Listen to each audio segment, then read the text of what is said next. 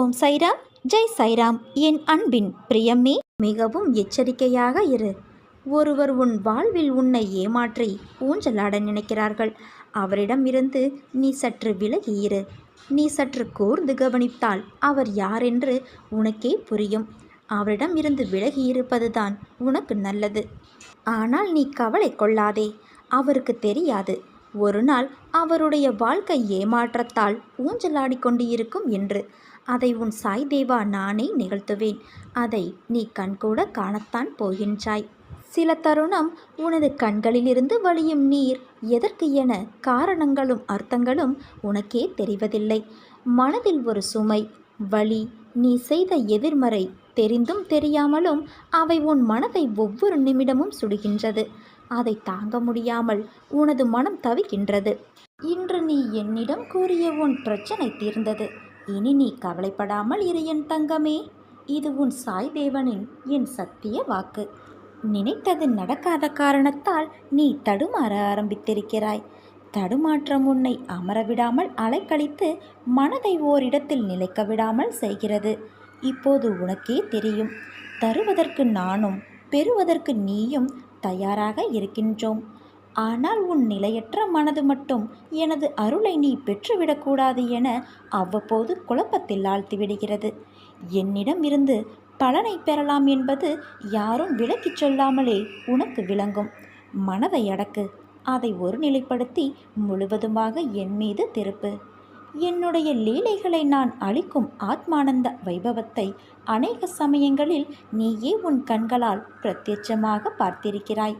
அப்படி இருக்கும்போது நீ எதற்காக கவலைப்படுகிறாய்? ஏற்ற காலத்தில் அனைத்தையும் நான் சரி செய்து விடுவேன். குருவே தெய்வம் என்பதை உணர்ந்தவர்கள் மிக குறைவு. என்னை அணுகுகிறவர்களுக்கு நான் இந்த வித்தியாசத்தை உணர்த்தி அவர்களை சாய் பக்தியில், அதாவது குரு பக்தியில் நிலைநிறுத்துவேன். ஒன்றில் மனத்தை செலுத்தாமல் அனைத்தின் மீதும் நம்பிக்கை வைத்து ஓடுகிறார்கள். அவர்களுக்கு நான் ஒன்றை குறிப்பிட்டு சொன்னால் ஏற்காது. அவர் போக்கில் அவர்களை அனுப்பி படிப்படியாக மாற்ற முயற்சிக்கின்றேன். முதலில் எல்லா தெய்வத்தையும் கும்பிடு. பிறகு அவையெல்லாம் ஒன்றே என உணர்ந்திடு. அந்த ஒன்றும் நமது குருவே என்பதை நீ தெளிந்திடு. இதுவே எனது கோட்பாடு.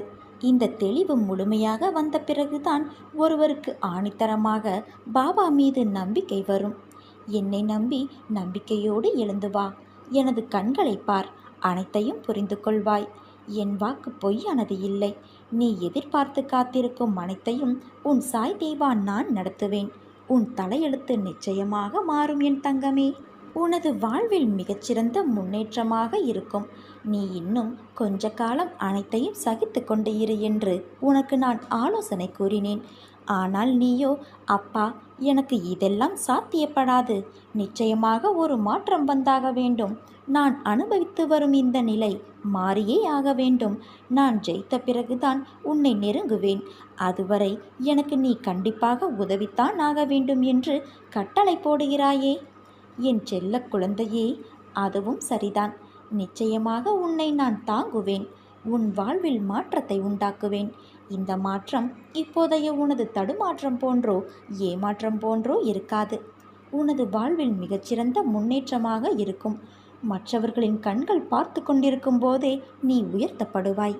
இழப்புகளை தாண்டி அதன் வழிகளை உதறிவிட்டு வெறுமையான மனதுடன் என்னிடம் வா. நான் என்னிடத்தில் இருக்கும் லௌகீக சுகங்கள் அனைத்தையும் உனக்கு தருகிறேன். இதோடு ஆன்மீக சுகத்தையும் சேர்த்து வழங்குகிறேன். உன்னை தாங்கி பிடிப்பேன், தூக்கி உயர்த்துவேன் என்று ஒரு தரம் சொன்னேன். நிச்சயமாக அதை நிறைவேற்றுவேன் என் தங்கமே. நான் வாக்கு மீற மாட்டேன். உன்னால் எவ்வளவு முடியுமோ அவ்வளவு தூரம் என்னை தஞ்சமாக கொள். வேண்டியது அனைத்தும் வேண்டியபடியே நடக்கும். ஏனென்றால் உன் வேண்டுதலை நான் கேட்டேன். இதோ அதற்கு பதிலோடும் பலனோடும் வருகிறேன். அனைத்தும் சுபமாக நடக்கும். நீ நம்பிக்கையோடு இரு. நான் வரவில்லையே என்று நீ கவலைப்படாதே. நீ எவ்விதம் நினைக்கிறாயோ அந்த விதத்தில் நான் வந்து கொண்டுதான் இருக்கின்றேன். எப்போதும் உன்னை நினைத்து கொண்டு இருக்கிறேன். கவலைப்படாதே. நிச்சயம் நீ கேட்டது கிடைக்கும். கிடைத்தது நிலைக்கும். நீ இப்படி நிம்மதியின்றி எப்போதும் கண்ணீருடன் இருப்பதை பார்க்கும்போது நான் மட்டும் எப்படி சந்தோஷமாக இருப்பேன்? வா, என் மடியில் தலை சாய்த்துக்கொள். உன் அப்பா உன்னுடன் எப்போதும் இருப்பேன் என் தங்கமே. இடைவிடாது என்னை நீ நினைத்துப் பார். யாரும் தொட முடியாத உயரத்தில் உன்னை உன் சாயப்பா நிச்சயம் உயர்த்துவேன். என் தங்கமே, உன்னிடம் நான் ஒன்றை கூற விரும்புகிறேன். உனக்கு பிடித்தது போலவே எல்லோரும் இருக்க மாட்டார்கள். ஆனால் அவர்கள் செய்யும் சில விஷயங்கள் உனக்கு வருத்தத்தை ஏற்படுத்தியது என்றால் அதனை சொல்லி சண்டை போடாமல் அமைதியாக விலகுவது நல்லது. உன் கவலைதான் என்ன? என்னிடம் கூறிவிடு. நானே உனது சத்குரு. என்னையே நினை. என் நாமத்தையே ஸ்மரணம் செய்து என்னை வணங்கி என் பாதங்களில் சரணடை. அது போதும் எனக்கு. நீ எதற்கும் பயப்படாதே. நீ ஏன் கவலைப்படுகிறாய்? என்னை நீ தஞ்சமடைந்து விட்டாயல்லவா? அனைத்தையும் உன் சாய் தேவா நான் பார்த்து கொள்கிறேன். இனி எதற்கும் நீ பயப்பட தேவையில்லை. உனது மனம், புத்தி, அகங்காரம் என்னும் மூன்றையும் என்னிடம் சமர்ப்பித்துவிடு. இவ்வுலக வாழ்க்கையில் உன் கையில் ஏதும் இல்லை. எல்லாவற்றையும் நானே இயக்குகிறேன் என்ற மனோபாவத்தை ஏற்படுத்திக்கொள். எதிலும் அவசரப்படாதே. பொறுமையாக இரு என் செல்வமே. என் மீது உன் பாரத்தை இறக்கு. நான் சுமக்கின்றேன். என் மீது முழு நம்பிக்கை வைத்து நீ செய்யும் அனைத்து செயல்களுக்கும் என்னை பொறுப்பாளியாக்கு. உன் செயலை உன் விருப்பப்படி நான் செய்து முடிக்கின்றேன். நம்பிக்கை என்னும் அச்சாணியாக என்னை உன் மனதில் நிறுத்து. பொறுமையாக வாழ்ந்து வா. உன்னை சேர்க்க வேண்டிய இடத்தில் நான் சேர்க்கிறேன் என் தங்கமே. என்னை சரணடைந்து உன்னை என்னிடம் ஒப்படைத்துவிட்டு என் மீது முழு நம்பிக்கை வை. உன் பாரம் மட்டுமல்ல, உன் பாவத்தையும் நான் சுமக்க தயாராக இருக்கின்றேன். நான் உனது முன்னேதான் அமர்ந்து கொண்டு இருக்கிறேன். உனது கோரிக்கைகளை கேட்டுக்கொண்டே இருக்கின்றேன். ஆனால் நீயோ, அப்பா எனக்கு நிம்மதி இல்லை, சரியாக சாப்பிட முடியவில்லை, கழுத்தை நெரிக்கும் கடன்கள் இருக்கிறது, எனக்கு நிறைய பணம் வேண்டும், நீங்கள்தான் கிடைக்க வழி செய்ய வேண்டும், சொல்லுங்கள் அப்பா என்று கேட்கிறாய். இது உனது கோரிக்கைகள் அல்லவா? உனக்கு செய்யாமல் வேறு யாருக்கு நான் செய்ய போகின்றேன்? ஆனால் வருவதற்கு முன்பு உனக்குள் இருக்கும் அகங்காரம், அகந்தை, மமதை, ஆசைகள் இவை அனைத்தையும் தீ வைத்து எரித்துவிட்டு நீ என்னிடம் வா. அஞ்ஞானத்தால் கட்டப்பட்டு தவித்து கொண்டு இருக்கிறாய். அதற்காக என்னை நீ பரிசித்து பார்க்கிறாயா?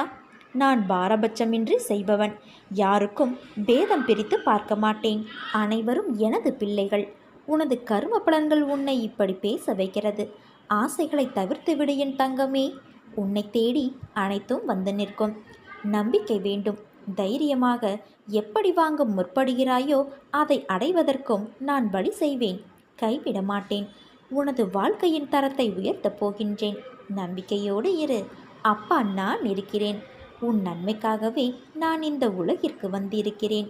பாபா நீ விரும்பியதையெல்லாம் நடத்தவில்லை என்று எண்ணுகிறாய். அதைவிட உனக்கு எது நல்லதோ அதையே உனக்கு நான் செய்வேன். ஒரு செயலில் ஈடுபடுவதற்கு நீ 1000 முறை யோசிக்கிறாய். நான் எடுத்த முடிவு சரியா? அவன் வினவியது சரியா? அது நிஜமா இல்லை பொய்யுரைக்கிறானா என்று இப்படி யோசிப்பதை முதலில் நிறுத்து. ஏன் இப்படி செய்கிறாய்? ஒரு பொழுதும் எதற்காகவும் கலங்காதே. ஒரு முறை உனது மனம் சொல்வதை கேள். மாற்றான் சொற்களை உன் செவி கொடுத்து கேட்காதே. எடுத்த முடிவை என்றும் எதற்காகவும் மாற்றிக்கொள்ள நினைக்காதே. உன்னை பற்றி தெரிந்து கொள்ளும் நேரம் வரும். எதையுமே கேட்டு வாங்கி கொள்ளக்கூடாது. தானாக வந்தால்தான் அதற்கு சிறப்பு. வாழ்க்கையில் புரிந்து நடை போட்டு பழக கற்றுக்கொள். பசிக்கு அன்னமிடுவதையும் கடினமான சூழ்நிலையிலும் உன்னிடம் யாசகம் கேட்டு வருவோருக்கு முதலில் உதவி செய்ய பழகிக்கொள். அவன் என்னிடம் முறையிடுகிறான், நான் உன்னிடத்தில் சேரும்படி அனுப்புகிறேன். விரைவில் அனைவரும் வியக்கும் வண்ணம் வாழ்க்கை உன்னை நான் உயர்த்தப் போகின்றேன். என்னை நீ நாடினால் கடைசி பொழுதிலும் உதவி கிடைத்தே தீரும். உன் வாழ்வில் அற்புதங்கள் நடக்கும். என்னை அன்போடும் கூப்பிடுகிற எல்லோருக்கும் அவர்கள் கூப்பிடும் போதெல்லாம் ஓடி வந்து காப்பாற்றுகிறேன். துன்பத்திலும் சோகத்திலும் பிரச்சனையிலும் விழுந்து போகிற அனைவரையும் தூக்கி விடுவதற்காகவே இப்போது உன் சாய் தேவா வந்திருக்கிறேன். கவலை, கஷ்டம், பிரச்சனை என உன்னை குறுக்கிடுகிற எதுவும் கடந்து போகக்கூடியவை. இவை எல்லாவற்றையும் விட மிக பெரியவரான உன் அப்பா சாய்பாபா அனைத்தையும் நசுக்கி போட்டு உன் நலனை விசாரித்து உனக்கு மிகுதியான பலனை தருவேன். அற்புதங்களை நான் கொடுப்பதை உனது கண்களால் கண்டு உள்ளத்தால் உணரலாம். உன் வேண்டுதல் கேட்கப்பட்டது. சேவிக்கும் பக்தனின் கூடவே இருந்து காப்பாற்றுவதே என் தர்மம். உன் துயரங்கள் தீர்ந்து நீ வேண்டியது நிறைவேறும். அனைத்து நலன்களும் கிட்டும். உன் வாழ்க்கை என்னால் புதுப்பிக்கப்படும் என்பதை நம்பு. உன்னுடன் நான் வந்துவிட்டேன் என்ற நம்பிக்கையுடன் உன் கடமையை செய். நீ நினைக்கின்ற வகையில்தான் உன் கஷ்டம் உன் கண்களுக்கு புலப்படும். அந்த கஷ்டத்தை சுக்குநூறாக உடைத்து எறி. அதை எரிய உனக்கு சக்தியில்லாமல் அல்ல, பயமும் பதைப்பதைப்பும் தான் உன்னை உடைத்து தகர்த்தெறிய யோசிக்க வைக்கிறது. நீ பளிங்குக்கல். என்ன மாசுபட்டாலும் அதே பொலிவுடன் பிரகாசமாகத்தான் ஜொலிப்பாய். ஏன் இப்படி மனபாரத்தை சுமந்து உன் வாழ்க்கையை நீ பாரமாக உணர்கிறாய்? நான் உனக்கான குரலை அசரீரியாக ஒவ்வொரு நிமிடமும் உன் செவிக்கு எட்டுப்படி நான் கூறுகிறேன். அதை புரிந்து கொண்டு மனதால் உணர்ந்து அறிவால் செயலாற்று. நீ எல்லோரையும் முக்கியமாக நினைக்கின்றாய். அதைப்போல அவர்களும் நினைக்க வேண்டுமல்லவா? அப்படி உன்னை அலட்சியப்படுத்தியவர்கள் நீ முக்கியம் என்று வருவார்கள். உன் அருமை அறிந்து உன் அன்பு எவ்வளவு பெரியது என்று நிச்சயம் உன்னை தேடி வருவார்கள். கவலை கொள்ளாதே என் தங்கமே. ஒருவர் கஷ்டத்தில் இருக்கும்போது கடவுளின் அனுக்கிரகம் கிடைப்பது மிக பெரியது. அவர்கள் புண்ணியசாலிகள். நீ அப்படிப்பட்ட புண்ணியசாலிதான். ஏனென்றால் எனது முழு அனுக்கிரக பார்வை உன் கஷ்டமான நேரத்தில் உனக்கு நிச்சயமாக கிடைக்கும். புதிய வாழ்க்கையை புது புத்துணர்ச்சியுடன் நல்ல எதிர்காலத்தை நீ பெறுவாய். இது உன் சாய் தேவனின் என் சத்திய வாக்கு தங்கமே. இந்த உலகில் வல்லவனாகவே யாரும் பிறந்தது இல்லை. தன்னம்பிக்கை என்ற சுடர் தீபம் உன்னுள் எரியும்போது இந்த அகிலத்தையே உன் கைகளுக்குள் அடக்கலாம். வாழ்வை வெல்லலாம். உனக்கு வரும் துன்பங்கள் எந்த ரூபத்தில் எப்பொழுது வந்தாலும் உன்னை காக்க நான் எங்கும் எப்பொழுதும் இருக்கிறேன். அஞ்சாதே என் செல்வமே. பெரும்பாலான மனிதர்கள் ஒரு கற்பனை உலகில் வாழ்கிறார்கள். அவர்கள் நம்புவதும் எதிர்பார்ப்பதும் பெரும்பாலும் வெளிப்படையான வாழ்க்கைக்கு ஒத்துப்போவதாக இருப்பதில்லை. இயலாத ஒரு நேர்கோடான சீரான வாழ்க்கைக்காக ஆசைப்படுகிறார்கள். அப்படி ஒரு வாழ்க்கை எவருக்குமே என்றுமே இதுவரை அமைந்தது இல்லை, இனி அமையப்போவதும் இல்லை. அதனால் அவர்கள் எதிர்பார்ப்புகளும் நடைமுறைகளும் ஒன்றுக்கு ஒன்று முரணாகவே இருக்க அவர்கள் வாழ்க்கை முழுவதையும் சிக்கல்களாகவே காண்கிறார்கள். அதன் காரணமாக நாளும் வாழ்வில் அமைதியை இழந்து தவிக்கிறார்கள். உலகம் தானே இயங்குகிறது.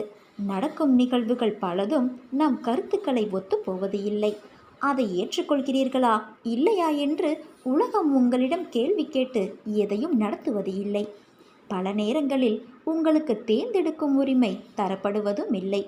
அப்படி இருக்கையில் நம் கட்டுப்பாட்டில் இல்லாத, நம்மால் மாற்றியமைக்க முடியாதவற்றை எண்ணி வருந்துவதும் புலம்புவதும் கலங்குவதும் அந்த நிலைமையை எல்லளவும் மாற்றிவிடப் போவதில்லை.